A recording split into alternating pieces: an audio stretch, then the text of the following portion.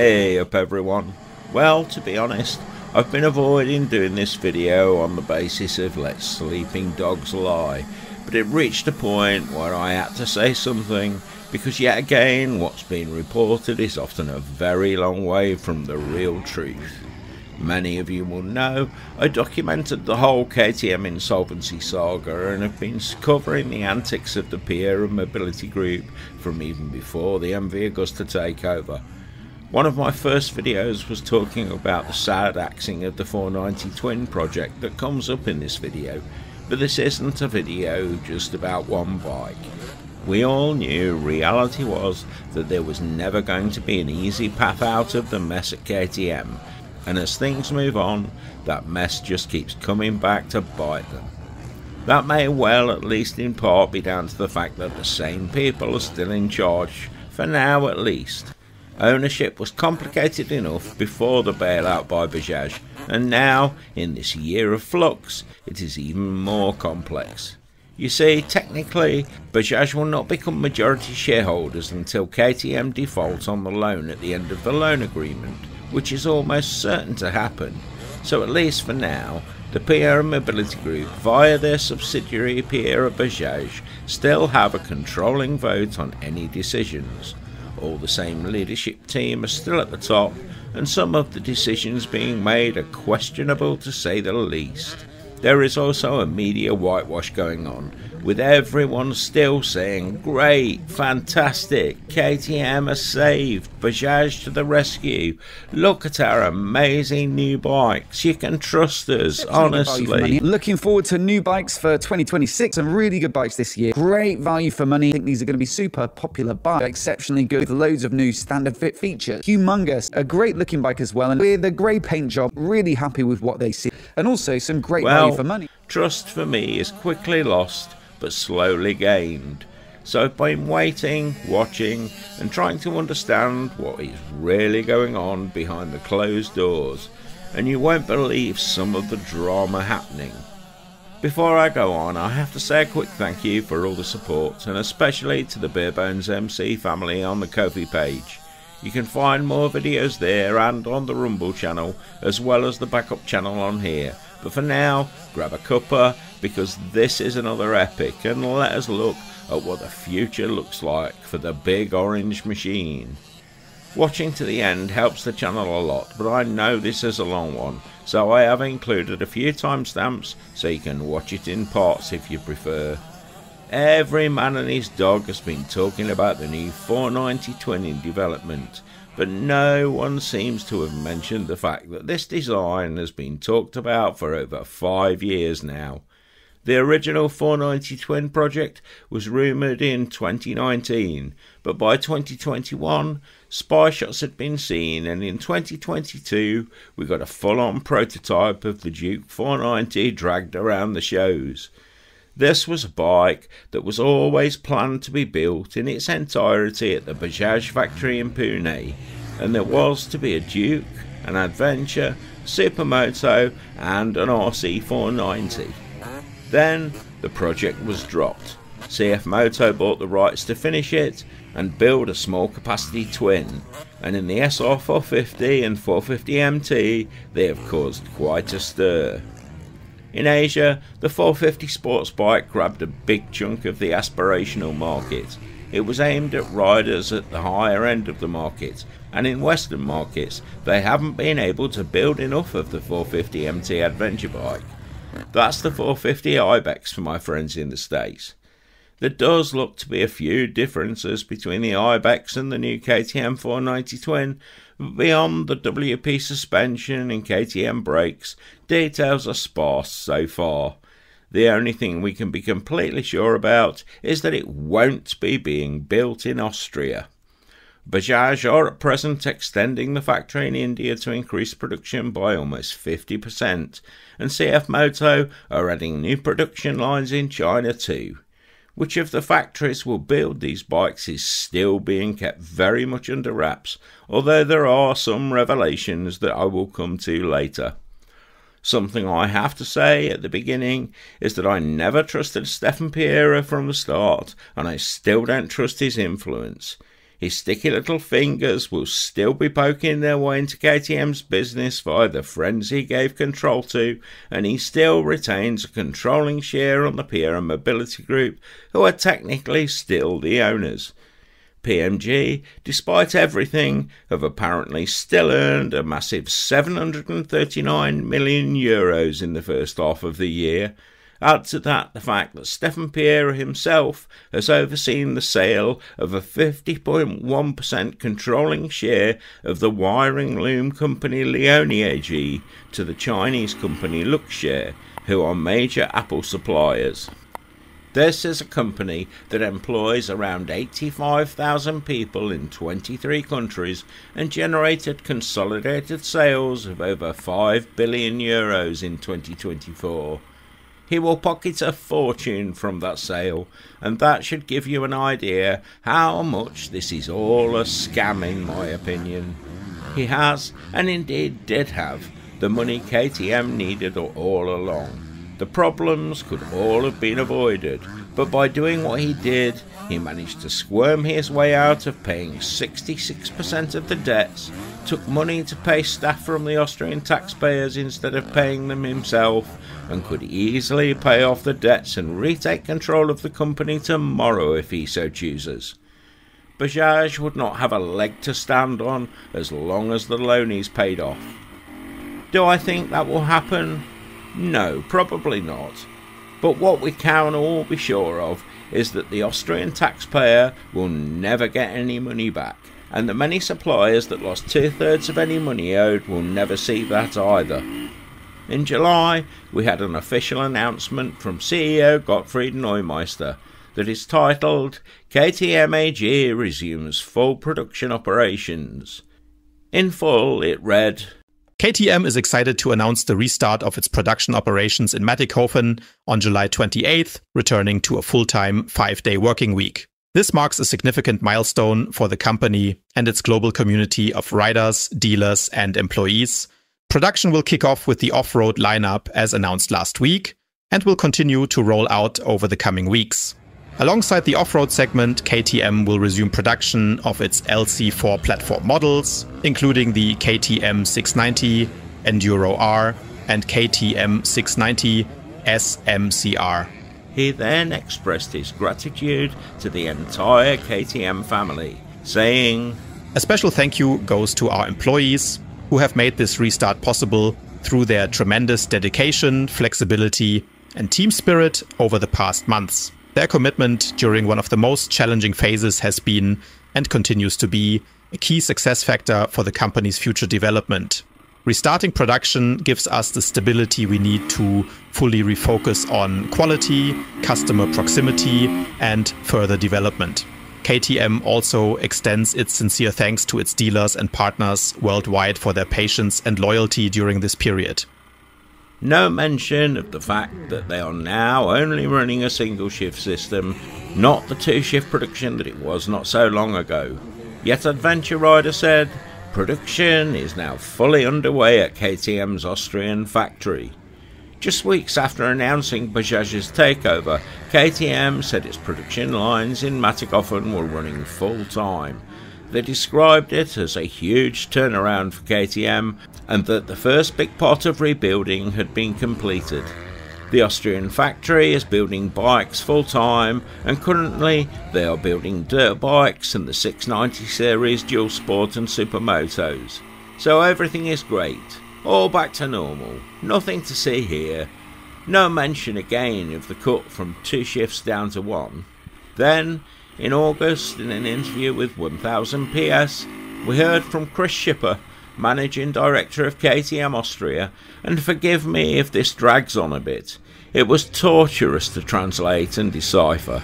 Questions still remain, and I have to ask, if you want honest answers, do you think that listening to the people who created the problem in the first place is the right way to find them? The interview was so bad it might as well have been a marketing exercise. The questions aren't great, but more importantly, when there is no answer, which is often, there was no follow-up at all. The same people who drove this brand into the ground are still in charge. Some of the people who benefited most from the insolvency even got promoted. Now they have decided that the answer is in the data. What data is yet to be seen. The camshafts are mentioned briefly, but the topic is basically ignored. When asked what is the real situation now with availability, new models, and when what is coming, Schipper's answers were interesting, especially when viewed alongside some of the other major announcements that have happened since. He said, "We are right now in the period where we are finally delivering the new motorcycles in Europe. This new 390 platform, which includes Enduro, Supermoto and Adventure models, are the core sectors for KTM. We've been working on this new 390 platform with Bajaj since 2011, and we can finally serve our core segments with really great products. But we will come to that later." He continued, "I had the chance to break them in myself. I broke them in on the press ride, so it's guaranteed to work, and it convinced me personally it was a lot of fun and at a great price point. So we really want to open up the market now, think ahead. We are so happy to finally bring new products to our dealers. It's truly an emotional time right now." You see, one good press ride is all it takes to prove any new KTM product. He continued, "The logistics process as we speak has just been started, and thank goodness all 4 models are coming and will be delivered to dealers from the end of July to the beginning of October." Now remember that, because you will hear a quote relating to this from Nathan the Postman. After that, we got more rubbish.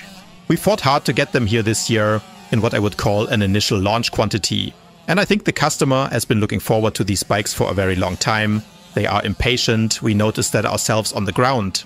And that impatience motivated us to really make it happen. And now the time has come." So if you think a 2025 bike should be available when the company says it will, you are impatient. Remember that. It goes on. "Basically, everything we presented last November in Milan at EICMA still applies. It's coming and will be produced this year. Production in Mattighofen restarted on July 28th. The first model year 26 off-road bikes will be produced, but also the new generation of the LC4 Supermotos and Enduros for KTM and Husqvarna. And then from October, the 990 Duke R and the RC 990 will be built. Then in November, we will be building the 1390 Super Adventure range. Production on these will start this year, so that we can really have a normal motorcycle lineup for next season, with availability right from the spring. So basically everything we presented in Milan last year will find its way to the market." When asked to address the people who have bought a KTM in recent years regarding the absurd cut price offers out there with the Euro 5 transition, and also how the situation looks regarding service, the possibility of service and spare parts supply, he answered, "Yes, that's an enormously important point, where we have certainly lost ground over the last 8 months. Due to the circumstances, we've had what I'd call a very creative pricing policy over the last few years. A lot of discounts were due to overproduction, and now because of the Euro 5 to Euro 5 Plus switch, these bikes had to be pre-registered, and we had to bring these volumes to the market with discounts and promotions. That actually worked completely according to plan. Now the motorcycles are not just at the dealership, but they've been sold. We sold 100,000 vehicles to end customers, they are being ridden, and now of course they need to be serviced. And if a crash happens, you need crash parts. So in normal times, our spare parts warehouse, which is in Mattighofen, has 95% availability across all parts for all models. Now in the period from the start of the insolvency until, one must say, May 23rd, when the insolvency payment was made, that dropped to 75% availability. That's a huge drop, and it might still sound like a lot. However, for the individual case of a customer who might need a specific control unit, it's a catastrophe if the vehicle can't be ridden, and such cases have occurred. And we couldn't do anything about it until May 23rd, because of course our liquid funds didn't allow us to order parts in large quantities from suppliers to restock. So, to people who paid pre-discount prices, not a mention. For people who need parts, no reassurance that specific parts will be available. We know there are still unfilled back orders on cams, followers and complete heads for the 790 and 890, and note there is no mention of anything about the whole 790 and 890 failures, whether that's the cams, the gearboxes, the coolant leaks or anything else, because let's be real, regardless of how good the 790 and 890 Adventure are when they are working, there have been a whole catalogue full of problems that have plagued many owners. But back to the speech. On May 23rd, the insolvency payment was made. We had the financial resources from Bajaj to order from suppliers again, and that happened on May 23rd. But then he continued, we assume that by mid-September we will be back towards 85% to 90% parts availability. This means that right now you can feel that there are availability problems. I can't deny it. That's how it is, and unfortunately none of us can speed it up now. But from September we can get the parts we've been waiting for, and for the next season anyway we will be back to normal operations, so you won't feel anxious anymore. He was asked, do you know how many of your suppliers really had to close down, or perhaps even went into insolvency themselves, or got into financial difficulties because of the KTM insolvency deal? And if so, how did you find replacing those suppliers on short notice? His response? So I can't tell you or confirm if many companies went into insolvency because of this, but some companies were closed. But I can say that we have over 500 suppliers for our entire model range. There are about 30 where the collaboration is critical and where we really need to reconnect and find common ground again, but there has been no, we're not doing business with you anymore.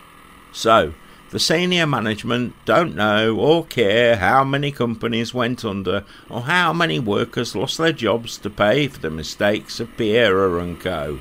Initially, after May 23rd, all suppliers said, hey, we're happy to supply you again, but with prepayment now. We expected that, we were prepared for that with our funds. And now, not even 2 months later, I believe about a third of these suppliers are giving us payment terms again. So, as I said, we have to use this year to get back to normality, to show and confirm our reliability to our suppliers. Note, he says to suppliers, not customers. That just shows where his priorities really are, and that isn't helping rebuild trust with customers. I mentioned Nathan the Postman earlier, and in a recent video he made the comment, today I was supposed to pick up the new KTM 390 Enduro, which I was very excited about, but I've just had a call from the dealer saying we can't pick it up because there's an issue. So that doesn't really match the comments earlier from KTM about the 390. What was it he said? We've been working on this new 390 platform with Bajaj since 2011, and we can finally serve our core segments with really great products that are guaranteed to work. Nathan buys a lot of small capacity bikes and his business depends on them, so it wasn't a call he wanted to get. Apparently there's been a stop put on the sale of the 390 by KTM, in the UK at least, with certain chassis numbers recalled, which shows something is wrong, but they have been tight-lipped so far with no details released. There have also been issues with the wheel and spacer in the front, and that's added to a list of other recalls and quality issues plastered across the owners forum in different countries that suggest that the KTM 390 Adventure and Enduro are certainly not the best built bikes, and there are going to be some early problems to iron out at the very least. On the topic of trust, there are two main groups where the trust has gone, in my opinion. One is the customers, obviously, but there is also the dealers. KTM's policy in recent years has been, you'll get this from us, and please take it, because otherwise you might not get the new high-ticket models you really want. That's a big burden that was passed on to the dealers, and one of the causes of the mountain of unsold bikes. And Schipper was asked, how do you win back the trust of the dealers? His response? Admittedly, our production and sales policy has escalated over the last 3 or 4 years, to the point where, as you rightly say, we politely requested dealers to take the extra volume. Every dealer could still make their own decision whether to participate in the system or not. but they showed us the yellow card very early on, and rightly so. They said, hey, we don't stand behind this sales, production and volume policy. That policy led to massive price wars and basically saw the brand labelled as a discounter, which is not in KTM's interest, not in the dealer's interest, and a catastrophe for the customers who saw resale values of second-hand bikes drop through the floor. His response was, so everything moved in the wrong direction, which was due to the fact that we were on a maximum expansion strategy. Yes, that was our business model. It worked for a very long time, but from about mid-2022 it really didn't work anymore. So that is an admittance of fault, but no apology. He was then asked, when you say you started to correct this, how much lead time did you need to ramp down production in line with the market? His response? Basically, you can say that for an off-road motorcycle, it's almost 6 months of lead time where you can't change anything anymore. For a street motorcycle, it's almost 9 months of lead time. So in autumn 2023, it was pretty clear that the U-turn had to be initiated. That did happen, but you can only notice it with off-road bikes in spring 2024 and with street bikes in mid-2024. Before that, you basically had no influence on what you were already building, because of course you can't just pull the plug on suppliers, and you don't just put 30,000 pistons in storage as wear parts or forks or handlebars or tanks. Instead, you hope that they will still find a buyer, so you at least secure liquidity and keep the inventory moving. And that was the hope we lived with. That hope just didn't materialize in terms of market acceptance. This led to excess stock at our end, excess stock at the dealer's end, and when something is available in excess, the profits you make from it are not great, neither for us nor for the dealer. So if a dealer can no longer make a living from our brand, he will reconsider how he collaborates with us. If we lose the dealer as a trusted partner, our system doesn't work, so it collapsed like a house of cards. And the fundamental change now is basically data-driven decisions. Which models do we launch, in what quantity, at what price point? Can profits still be made or not? Because if, for example, we recognize that a model only sells at a certain price point in a certain quantity and the profit would be too low, then we naturally have to reconsider whether we build something else instead. When asked what other steps they were taking to win back the trust of dealers, they said, during the entire insolvency period, I held video calls with the dealers every 2 weeks to keep them completely up to date on the insolvency proceedings and the impact it had on daily business. So again, they say they did everything they could. Nothing to see here. They continued with, the dealer has to believe us on this for now. We hope to convey that credibly in October, and then it's the dealer's job for the 2026 year to tell the end customer, hey, I'm getting these models from KTM at this time, they will have these prices. You're welcome to inform yourself over the winter, you can go to the trade show, you can come to me again, you can browse the internet, you can read reports, but I have the bikes in this quantity and there won't be more. When asked again about discounting issues, he said, I've followed the price development in our off-road models over the past 10 years, and for the first time we will now lower the list price by about 300 to 600 euros per model compared to model year 2025, simply by bringing ourselves closer to the market into a realistic price structure. And we will do the same with the street models for the model year 2026. The prices are all being looked at in our sales department, who are planning for the first time again. We were completely off track, and what we wanted at the beginning of the season never happened, and actually led to a price collapse. Every customer who bought a bike more expensively at the beginning of the season felt a bit screwed.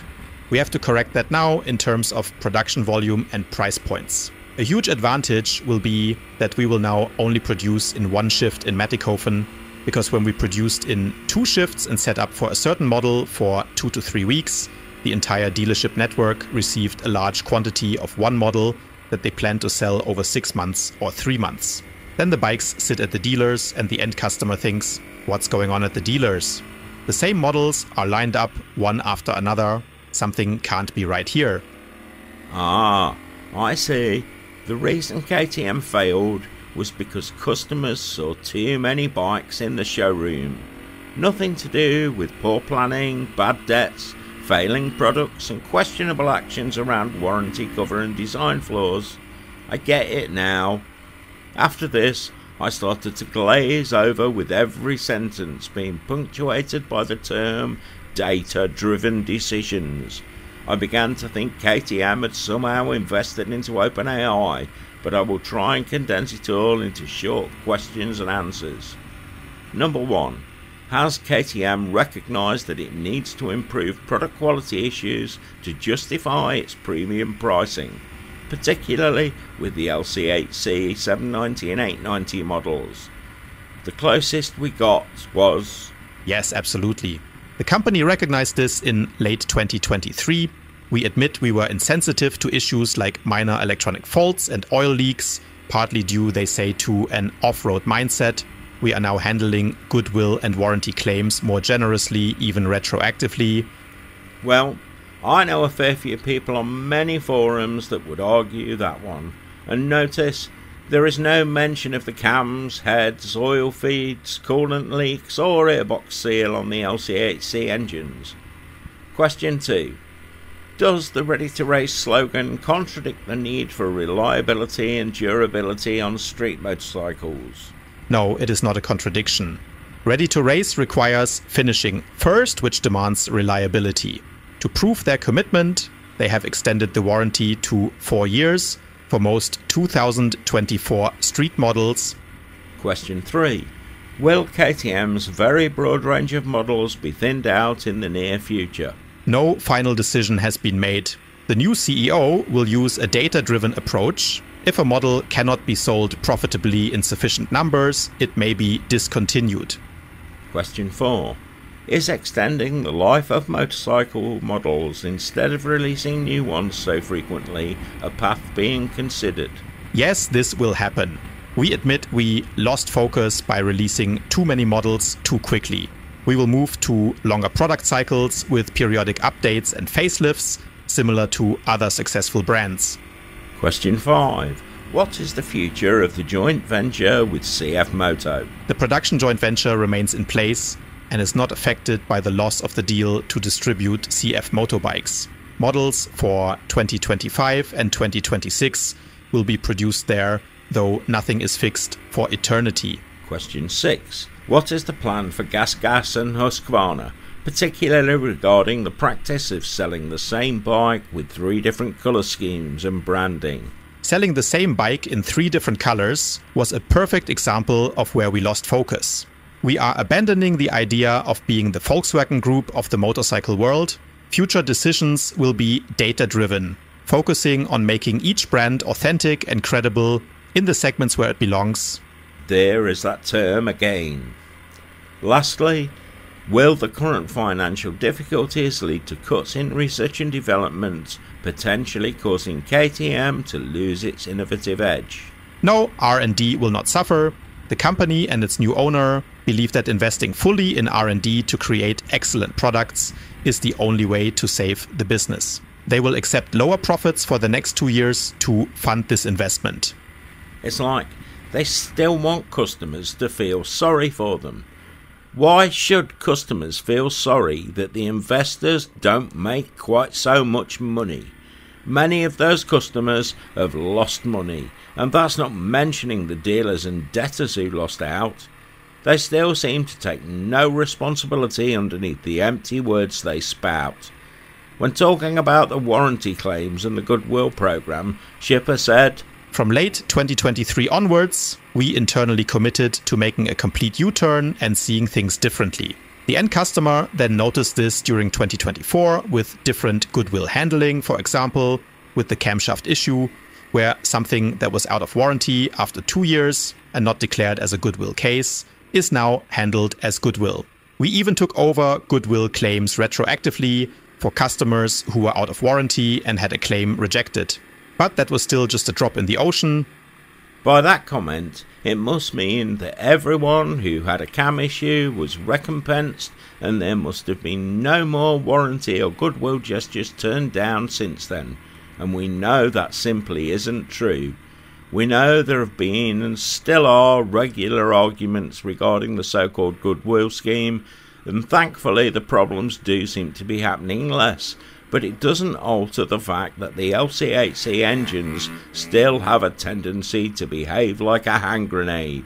No, it's not every one, but there are too many, and while they still hide the details of the court case I can't print anything about, where they were found to have knowingly begun selling a design that they knew was flawed, I see no reason why they wouldn't do exactly the same thing again. KTM said, "One area where we need to be more sensitive in our judgment, for example, is whether a fault is acceptable or not, like electronic errors on the display. That's something that in most cases is not dangerous and doesn't change the characteristics of the motorcycle, but it massively annoys a customer when it suddenly says quick shifter defect, immobilizer defect, or something appears on the display that massively unsettles the customer. And that happened more often with our motorcycles. We were too insensitive when looking at that issue, but it's not just with electronics. There were of course also always minor mechanical issues that caused a loss of trust. If something isn't sealed sufficiently, like a gearbox output shaft or a valve cover gasket, so maybe certain points were not judged sensitively enough." This was followed by another statement that kept coming up. "Since we all at KTM come from the off-road world, we never really developed that sensitivity for street motorcycles, that some things simply cannot happen because it erodes the customer's trust." Okay, so let me get this right. It's okay for dirt bikes to break down, have ineffective airbox seals, explode, fall to pieces and leak fluids everywhere. Is that right? Does customer trust not get eroded in the world of dirt bikes? And let us be real, neither Neumeister, Schipper or any of the other Piera cronies come from the world of dirt bikes. They are corporate whores and lawyers, who I doubt will ever have ridden a dirt bike outside the very controlled marketing environments, and they certainly wouldn't know one end of a spanner from the other. He'd continued, "We once saw ourselves as a premium manufacturer, we chewed up that image ourselves, and now we have to get that image back, but we have to prove it first, and that's a lengthy process. We will stick to 15,000 kilometer service intervals for most models, especially the twins, but we really have to pay attention to which wear and tear parts must definitely be dealt with by a dealer during a service to keep the warranty valid for the future. And we are looking at all of this in detail. What are wear parts for us? And when should the recommendations to replace something happen? This means the customer is actually safe with us. Even if they have a small problem, we will solve it. The only thing holding us back a bit right now is the aforementioned spare parts availability issue." When asked about jobs, Schipper said, "We cut almost 1,800 jobs in 12 months, and now there are absolutely no further layoff plans. The plan is stable for the medium term. The people are safe. There was a possibility of another round of cuts, but we were able to counteract that with an internal short-time work model." Wait, I thought he said they were running full single-shift production. But here, he seems to be saying that the Matagoffen staff are on a short-time work week. For how long? Indefinitely? The comment about no more layoffs I want you to remember, because that doesn't look like the way that Rajiv Bajaj sees it, as you will hear later. The next thing we heard was the announcement of the all brand new 490 Twins spy shots. Well, let's be clear, as I said earlier, it's not new. This is a design that was shut down by Stefan Piera back in 2022. I did a full video about it back in February of 2023, and I will link that in the description. It was first talked about in 2019, if I remember right. After the project was killed off, miraculously, CF Moto began leaking the idea and then the spy shots of the new MT450 Ibex. Same bike? I will leave you to decide that. The rumour is that they are about to reposition their small to mid-capacity lineup. One of the bikes seen is an adventure bike with a 21-inch spoke front wheel, and while it has the look of their larger capacity adventure bikes, when you look closely, it looks like a new engine, and although it has 2 exhaust headers, it does look smaller. It could be a single with twin headers, but with a 390 only just getting to market, I think that's unlikely. A resurrection of the 490 twin project would seem much more likely, but if you look, There are differences in the engine of the 490 as it was and on this new bike. Will this be a twin-cylinder replacement for the 390 Adventure? A bike that's only just hitting the market? Or are they falling into the same trap they themselves talk about in the interview of having too many similar models in the same sector? I think that is the most likely scenario. A lower priced 390 single alongside a more premium priced twin made in the Bajaj factory in Pune. But will it be a 490? Could it be that a 590 would sit better in their range? Now if that was light, that could be a great bike. There were rumours of an independently produced Bajaj twin engine around the 700cc mark earlier in the year too, so this could also be derived from that. Regardless of what it is, it would mean a sector already crowded with orange machines gets even more crowded. Likelihood is, it will be a longer stroke version of the CF Moto 450 engine, but limited to 47 horsepower with a bit more bottom end torque than the CF Moto 450. It will also likely weigh 175 kilos to conform with A2 regulations. What it should be and could be is around 60 horsepower with a wet weight of around 150 kilos, like the old CCM GPX 450 was. Anything else would just be a backward step in my opinion. With more and more twins arriving in the mid-capacity sector, like the CF Moto 450 MT, BMW's upcoming F450 GS and the Norton that will probably follow, which if you ask enough in the comments I will do a video on. Is that sector becoming too saturated? There is also Aprilia's Touareg 457 and Kawasaki's twin-cylinder KLE 500 on the horizon, although the horizon does seem to keep getting further away each year. Then there is the Bajaj-built Triumph 400X and the Royal Enfield 450 Himalayan, and KTM's own 390 Adventure of course. The rest of the KTM looks much as you would expect, with a suspension from their own brand WP, a single disc up front with a KTM branded 4-pot radial caliper. It has their standard TFT dash, which I assume means the same tech packs as the 390. The fuel tank is high though, not side slung. There's also one picture of a naked bike, but it would make sense that they build the usual trio of street, adventure and supermoto bikes, but with the addition of an RC sports bike, which again you will see in the spy shots.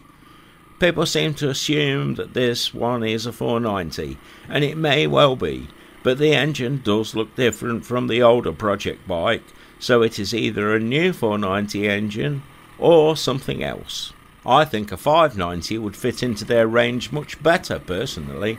A lightweight 600cc twin could be really exciting if they could bring it in significantly lighter than the Touareg, which they could, and we know the Touareg has stolen sales from the 790 platform. Let me know what you think in the comments. Anyway, any thoughts of not cannibalising their own market with too many similar models, but having a 390, 490, 690, 790, 890 and 990 starts to make any comments made by the management look very questionable. The continuing single shift production in Austria, but only for dirt bikes at the moment, and they are still filling dealers across the world with promises as well as a few bikes. Where are all the other bikes coming from, you may ask? If as management say, the backlog of stock clogging up the dealers has now been cleared. Everyone seems to just take the word of the KTM management, a management that have lied so often they've forgotten how to be honest. But it doesn't take a genius to see between the lines. Where will all those bikes be made? Some in India by Bajaj, and some in China by CF Moto. There is no plan to move production of bikes back to Austria. Indeed, Rajiv Bajaj said in a recent interview that all manufacturing in Europe is dead. Not just KTM's, but everyone inside and outside of the motorcycle industry. You can see in the headlines from Depressor and Nasrichten that there is a lot of contradictions when this interview is looked at alongside the managing director's comments I talked about. I will break it down point by point. Chris Schipper, managing director of KTM Austria, says, "Production in Austria is secure." Reality, Rajiv Bajaj says production in Europe is dead. The Bajaj plant at Pune is being massively expanded and their production systems modernised. KTM manager Schipper says, "We build motocross and high-end bikes in Austria." Reality, motocross, enduro and even the 1390 series are rolling off the CF Moto production lines already. Austria is only working on a single shift system, and CF Moto can, according to rumours, ramp up production by up to 50% very quickly if needed. Schipper says, "Spare parts supply is back to 95% availability." Reality, it is easier to source 790 and 890 camshafts through middlemen straight from China than it is to get them from your local KTM dealer via Austria. I mentioned an interview with Rajiv Bajaj on CNBC, and here we see a different story emerging. You can watch the full interview and I will link it below, but in short, his vision looks very different to the image being painted by the present KTM management.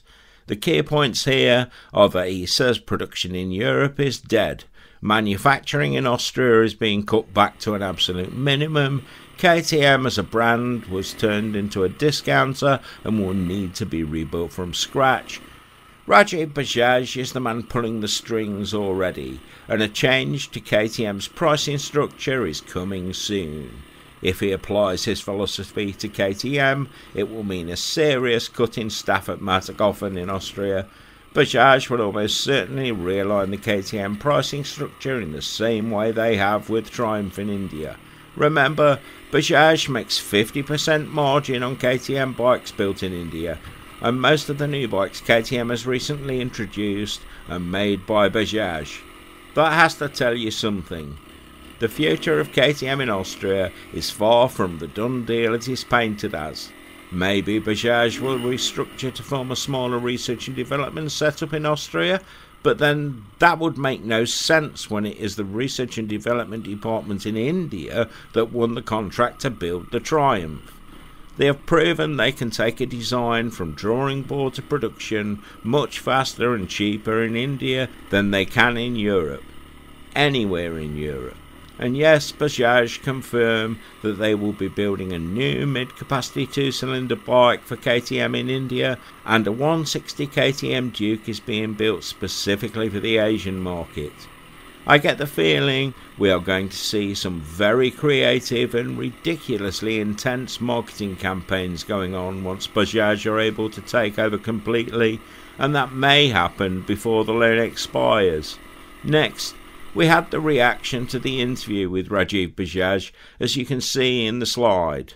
The Austrian media went into panic mode, because although what Bajaj says on Indian TV is aimed at Indian investors, the story went worldwide. Remember, India is where the money is, but the present management structure continue with the illusion of an Austrian power base. We are going to hear all sorts of stories from KTM over the next 6 months, but the term smoke and mirrors springs to mind. In basic terms, what we have is a clueless management structure in Austria clinging on to what little power and kudos they have left, and a calm, patient and collected new owner who has very different ideas for the future of the company.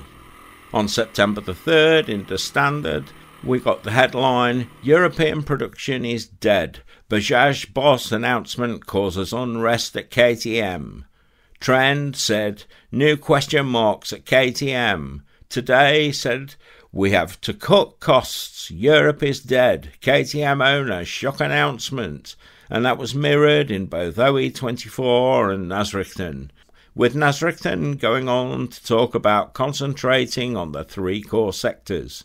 So despite KTM CEO Gottfried Neumeister saying there are no plans to relocate production from Matterhofen in Austria, de facto owner Rajiv Bajaj said on Indian TV that European production is dead.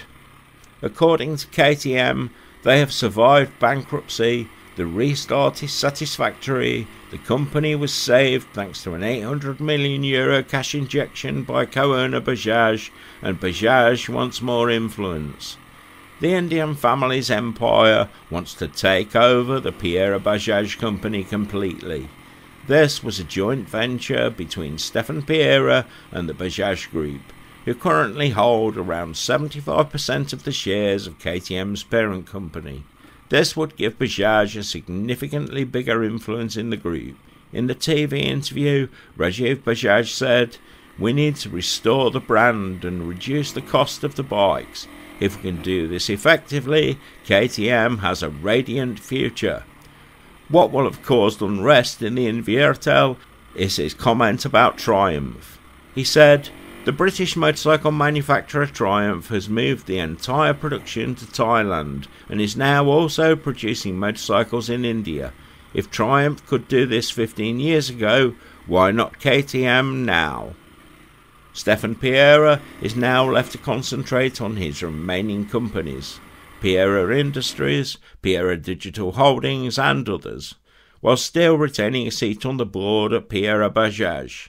How can this be allowed? Why could the law not force him to sell his other companies to pay off the debts instead of just taking another loan out? He could pay the Austrian taxpayers who he held to ransom at the same time too. The shift towards India began long ago, and moving everything is looking more and more likely. What do you think of all of this? Thanks as always for watching, and I look forward to hearing your comments, and I will reply when I can. Try and remember to like the video and subscribe to the channel if you haven't already, and sharing the video anywhere you think people will be interested helps us a lot too. If you'd like to help us to stay truly independent, on the Ko-fi link in the description you get access to a private group where I share videos I can't screen on YouTube. There are videos anyone can watch there, but you can make a one-off donation or join our group of monthly subscribers for access to other videos that only the channel's patrons can see. Join us on Rumble too. There is some great content that I just can't share on YouTube. And don't forget, we make the best biker t-shirts anywhere. Hundreds of original designs on premium quality t-shirts and neck gaiters, all available worldwide. There are other products too. Links to the main website and the Redbubble shop are in the description. Have a great week, and always remember, keep your spanners close and your keys even closer. Ride free, everyone!